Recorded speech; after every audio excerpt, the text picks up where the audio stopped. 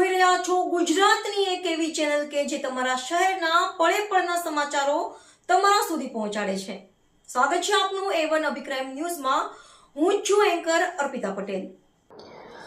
અંજાર શહેરના bus station પાસે આવેલા પાલિકાના જર્જરિત કોમ્પ્લેક્સથી લોકોની જાનનું માલનું જોખમ હોવાનું જણાવી વિપક્ષે તંત્રની કામગીરી સામે સવાલો ઉઠાવ્યા હતા. કચ્છ જિલ્લા કોંગ્રેસ સમિતિના પ્રમુખ વિકે ઉંબલે ગંભીર આક્ષેપ કરતા જણાવ્યું હતું કે મામલતદાર કચેરી પાસે નગરપાલિકાનું કોમ્પ્લેક્સ આવેલું છે, જેમાં 30 થી 40 ઓફિસો પૈકી મોટાભાગની નોટરી અને ધારાશાસ્ત્રીઓની છે.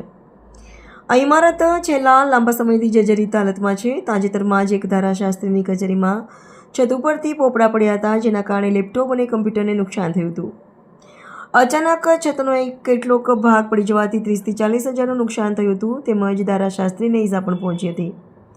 દિવસભર અહીં અનેક લોકો અવરજવર કરે છે. અહીંયા વારંવાર જુદી જુદી જગ્યાએ છતમાંથી કાટમાળ પડે છે. ખખડધજ ઇમારતના સમારકામ મુદ્દે સ્થાનિકો દ્વારા અગાઉ સંબંધિતો સમક્ષ રજૂઆત કરવામાં આવી છે.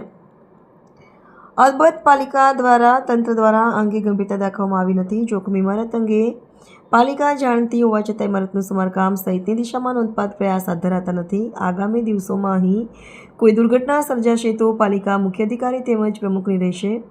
વધુમાં તેમણે જિલ્લા કલેક્ટર દ્વારા આ અંગે યોગ્ય તપાસ યોગ્ય કરવા તેમણે માંગ કરી હતી. વધુમાં ઇમારતમાં આવેલા શૌચાલયો ગંદકીથી ખતપતતા હોવાના રાવ પણ આ પત્રમાં કરી હતી. રિપોર્ટર ભરત ઠાકોર, કચ્છ.